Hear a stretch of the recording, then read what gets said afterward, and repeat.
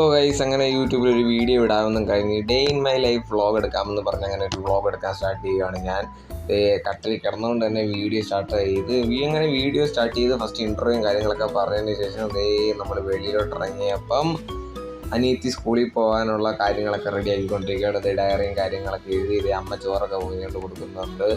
അങ്ങനെ അവൾക്ക് ആദ്യം വീഡിയോ എടുക്കുന്ന ഇഷ്ടപ്പെട്ടൊന്നുമില്ല, പിന്നെ അവൾ കോപ്പറേറ്റ് ചെയ്തു. പിന്നെ നമ്മൾ വെളിയിൽ വന്ന് നമ്മുടെ ഭംഗിയൊക്കെ ഒന്ന് ആസ്വദിച്ച് രാവിലെ ബ്രഷൊക്കെ ചെയ്ത് ഇനി നമുക്ക് അനിയത്തി സ്കൂളിൽ കൊണ്ടാക്കണം. കാരണം അവൾക്ക് രാവിലെ ട്യൂഷനുണ്ട്. അങ്ങനെ ട്യൂഷന് വേണ്ടി അവളെ കൊണ്ടാക്കിയിട്ട് വന്ന് കുളിച്ച് ഇനി അമ്മ ഇന്ന് വെള്ളിയാഴ്ചയാണ്, അന്നേരം അമ്മ അമ്പലത്തിൽ പോകുന്നുണ്ടെന്ന് പറഞ്ഞു. അന്നേരം അമ്മയെ കൊണ്ട് അമ്പലത്തിൽ പോയി, ഞാനും കൂടെ പോയി. സോ ഇതാണ് നമ്മുടെ അമ്പലം, കരവാളൂർ പീടിക ഭഗവതി ടെമ്പിൾ. നമ്മൾ സാധാരണയായിട്ട് ഇവിടെ വരുന്നത് ഇതിൻ്റെ വീഡിയോസും കാര്യങ്ങളൊക്കെ നമ്മൾ ഓൾറെഡി യൂട്യൂബിൽ അപ്ലോഡ് ചെയ്തിട്ടുണ്ട്.